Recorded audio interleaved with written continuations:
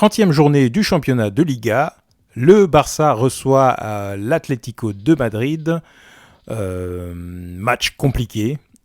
L'Atlético de Madrid est très en forme. Le Barça doit retrouver sa confiance en remportant enfin un match. On en parle tout de suite.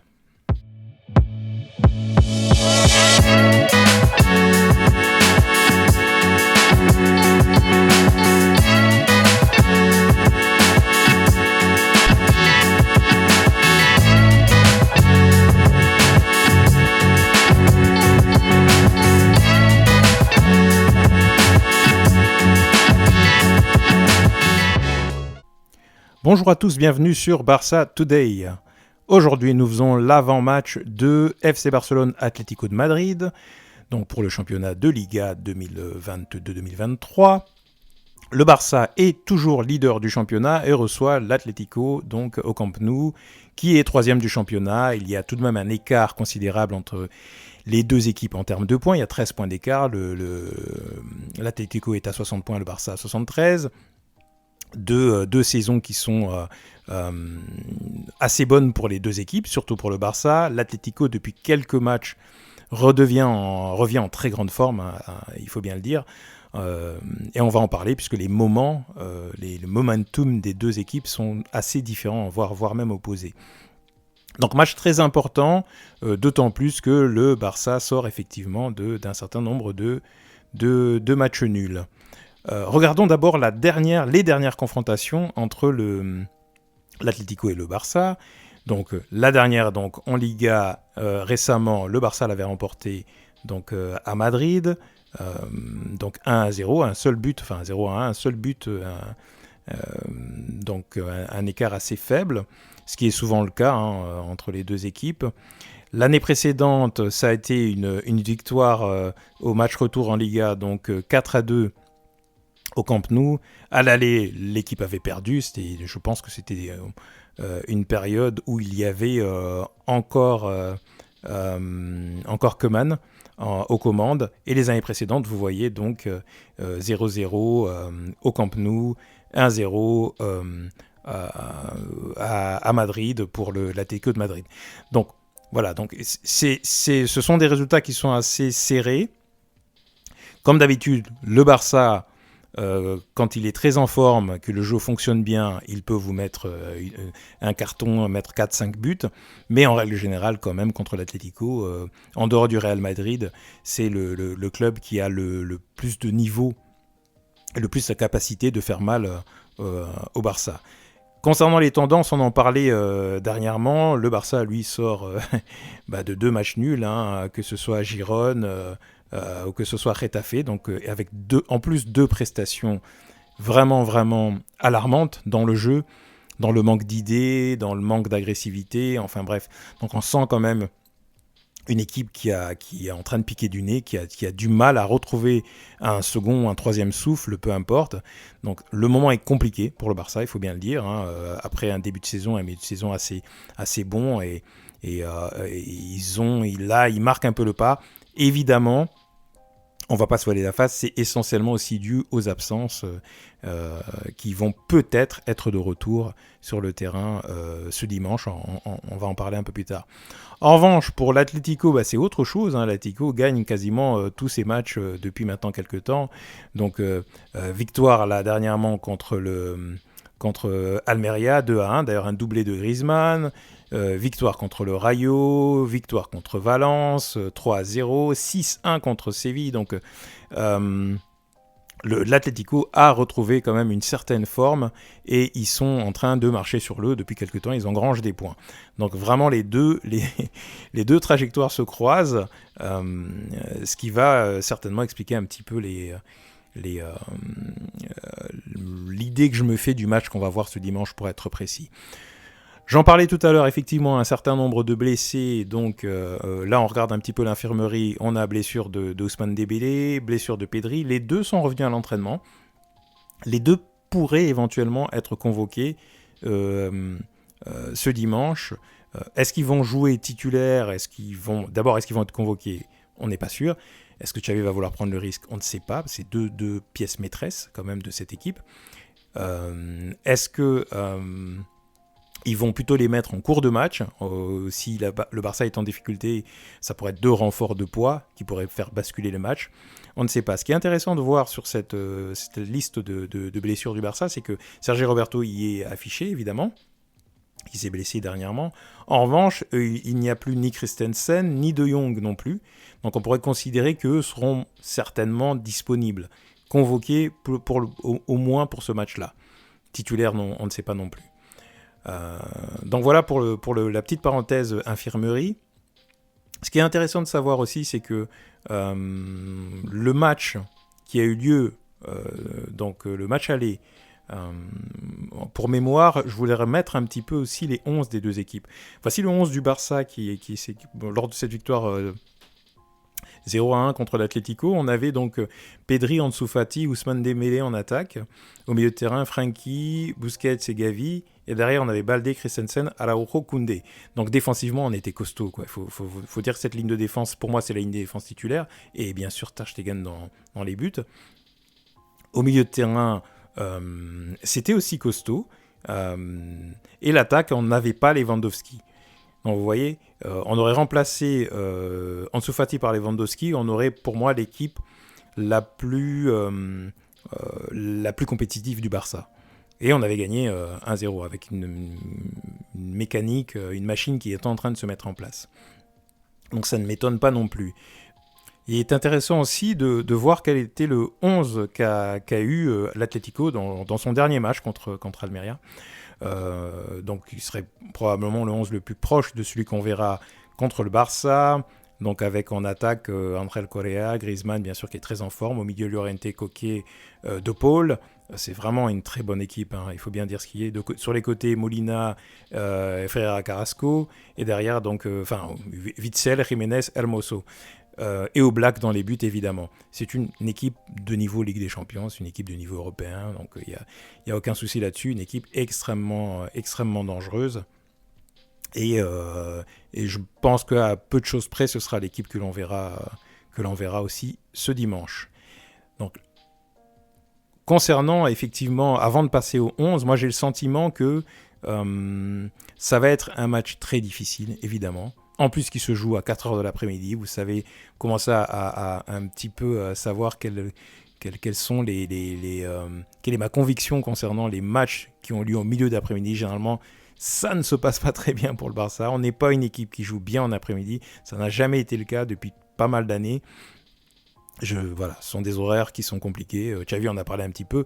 Il y a des gens qui vont minimiser en disant « Bah oui, bah non, vous êtes des joueurs de foot, vous jouez... » Ce ne sont pas des machines, ce sont des êtres humains, ils ont un rythme, ils ont une heure, ils sont préparés pour être au pic de leur forme à une certaine période de l'année et à une certaine période de la semaine, à une certaine heure dans la journée. Ils s'entraînent tout le temps, ils font des collations, ils ont leurs repas, ils ont leurs heures de sommeil pour être opérationnels à 20h, 21h, parce que la majorité des matchs qui jouent dans la saison, c'est vers ces heures-là. Donc quand tu joues quelques heures plus tôt, je suis désolé, vous jouez 4-5 heures plus tôt, ce n'est pas du tout le même état physique. Il y a une léthargie, il y a une digestion qui se fait, bref. Donc, c'est de la science, hein, c'est tout bête. Donc voilà, donc ils ne sont pas au même niveau qu'eux, même s'ils doivent s'adapter. J'ai noté, moi, que généralement, quand le Barça joue à 4h de l'après-midi, les prestations sont moyennes. Il peut y avoir 1 ou 2 matchs qui font exception, mais généralement. Donc le tout cumulé, état de forme brillant de l'Atlético, état de forme déclinant du Barça, heure du match, etc., etc. De mon point de vue, ça ne présage rien de bon. Je ne serais pas étonné que ce match-là soit plutôt... compliqué, plus que compliqué, je m'attends même, pour tout vous dire, plutôt à une défaite. Mais on va en parler. Concernant le 11 donc, du Barça, alors j'ai décidé de vous montrer 2 11. Un premier 11 sans les retours éventuels des joueurs que j'ai évoqués précédemment, et un second 11 avec éventuellement les joueurs qui vont bien. Donc le premier 11 serait celui-ci, si on n'avait pas les retours des joueurs providentiels. Donc Ter Stegen dans les buts, Balde à sa place, pas plus de bricolage comme on l'avait fait au match précédent avec un Balde en attaque et puis un Jordi Alba, ça n'avait pas fonctionné du tout. Donc Baldé, Eric Garcia, puisque Christensen, pas de news, pas de nouvelles, donc on ne sait pas trop s'il est encore apte de. Je pense que les convocations vont arriver. Je fais cette vidéo un peu en avance, mais s'il est convoqué, je pense qu'il sera titulaire. Araujo, évidemment, en défenseur central et Koundé à droite. Peut-être qu'Araujo, d'ailleurs, pour contrer Carrasco, serait sur le côté, parce que je pense qu'Carrasco a pas les mêmes capacités destructives que Vinicius, mais pas loin. C'est un ailier très très très compliqué. D'ailleurs, c'est un ailier qu'on souhaiterait. Il me semble qu'il est dans la liste des joueurs que Xavi voulait recruter pour le Barça. Donc voilà. Milieu de terrain, Busquets, Gavi et Kessié, évidemment. En plus, Sergi Roberto est blessé, donc il ne pourra plus occuper une place de milieu de terrain. Et en attaque, j'aimerais voir, dans ce cas-là, Rafinha, malgré son tempérament de cochon et ses réactions un peu vives quand il est remplacé. Pour le moment, on n'a pas trop le choix. S'il continue à faire ça, à mon avis, quand Dembélé reviendra, il risque de ne pas beaucoup jouer. Lewandowski, évidemment, en neuf. Et j'aimerais voir ou Ansu Fati ou Ferran Torres, de préférence Ferran Torres, parce que je pense qu'il a besoin qu'on lui donne sa chance. Ansu Fati a du mal en ce moment. Et j'ai l'impression que Ferran Torres, au moins dans les combinaisons, dans le jeu, dans les petits espaces, dans les appels, il est plus intéressant. Il est peut-être moins bon finisseur, mais il génère plus de choses, à mon sens. Donc voici le 11 que je verrai s'il n'y a pas les retours des joueurs qui vont bien. Si, en revanche, on a le feu vert médical pour Dembélé, pour De Jong, pour Christensen par exemple, voici le 11 que j'imagine. Évidemment, ce serait le 11 classique du Barça, à savoir donc dans les buts Ter Stegen, en défense, la défense de fer qui, je ne sais pas combien de buts, il faudrait qu'on regarde combien de buts cette défense-là précisément a encaissé. Je serais prêt à parier que, je sais pas, il y a peut-être moins de 5 buts ou moins de 4 buts. C'est sûr et certain. Baldé, Christensen, Araujo, Koundé. Au milieu de terrain, De Jong, bien évidemment, Pedri, bien évidemment, et Busquets. Ils ont participé à l'entraînement. Ils pourraient potentiellement être alignés, pourquoi pas. C'est un match important pour éviter de sombrer vraiment dans la crise. Parce que pour le moment, il y a encore un certain nombre de points d'avance, mais il faudrait quand même arrêter de dilapider les points vis-à-vis du Real Madrid.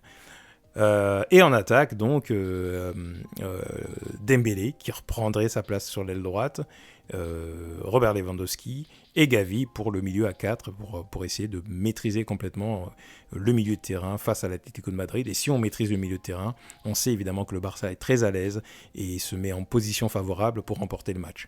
Si on ne maîtrise pas le milieu, là on saute le milieu, on commence à faire des ballons longs et on ne sait pas jouer comme ça. On est une équipe qui a besoin de construire de la défense en passant par le milieu, qui est son point fort, et passer sur les côtés, revenir sur les attaquants. Donc voilà, si on perd la bataille du milieu, on est potentiellement en grande difficulté. Donc voici le 11 que j'espère voir, quitte à les changer, quitte à ce que Dembélé fasse 60 minutes, Pedri aussi, mais je pense qu'avec ce 11-là, il est fort probable qu'on arrive à la mi-temps avec plutôt un avantage de 1 but ou 2 buts. Parce que cette équipe-là, elle est plus forte que l'équipe d'en face. S'ils ne sont pas là, et si c'est plutôt le premier 11 que je vais vous remettre, je pense que il faut s'attendre, en tous les cas pour moi, à une défaite qui ne sera pas catastrophique non plus, puisqu'on parle là du 3e de Liga, et c'est une équipe qui est très en forme, ce qui nous ramènerait à 3 points du Real Madrid. Pour le moment, on est à 11 points. Donc ce match-là, il est en train de servir maintenant, mais il ne faudra pas qu'il serve éternellement. Mais moi, j'imagine plutôt une équipe de l'Atlético qui réussit à prendre le dessus sur le Barça, qui n'est pas en très grande forme, s'il n'y a pas les renforts que je viens d'évoquer. Donc voilà, donc match très très compliqué, plein d'alertes rouges qui s'allument.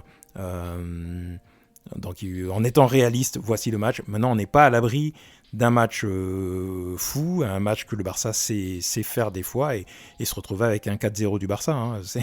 Ça, je ne dis pas que c'est impossible, c'est complètement possible. Les joueurs qui seront sur le terrain seront de toute façon aussi de très très bons joueurs. Et voilà, c'est la vérité d'un match, comme on dit. Mais d'un point de vue, si on analyse purement la situation et les tendances et puis l'effectif présent, je vois mal comment le Barça va réussir à négocier ça. Mais on est barcelonais avant tout, donc on touche du bois. J'espère tout de même, moi, voir une victoire de cette équipe barcelonaise et surtout une bonne attitude, si possible. Ils vont devoir se battre. On va subir certainement. C'est plus que probable. Il ne faut pas s'attendre à un match dominé complètement, sans Pedri, sans De Jong, sans Dembélé, même sans Christensen derrière, parce que j'ai vu la différence entre quand Christensen est là ou quand Eric Garcia ou Alonso jouent à ce poste-là, qui sont aussi de très bons joueurs, ce n'est pas la même chose, on n'a pas la même sérénité, pas la même maîtrise. Donc voilà, on nous ampute de 50% de notre effectif titulaire, il ne faut pas s'attendre à ce qu'on puisse malmener une équipe européenne comme l'Atlético de Madrid. Mais on ne sait jamais. Donc, dites-moi ce que vous en pensez, quel est le match que vous attendez aussi. N'hésitez pas à liker la vidéo, à faire des commentaires, ça aide la chaîne pour le recensement, peu importe, donnez-moi votre avis ou dites-moi juste que vous avez aimé la vidéo, mettez un petit pouce, mettez un petit smiley, ça aide à ce que la vidéo soit mieux référencée parce que vous êtes engagé dans les commentaires de cette vidéo. Et nous, on se retrouve après le match pour l'après-match. À très bientôt sur Barça Today.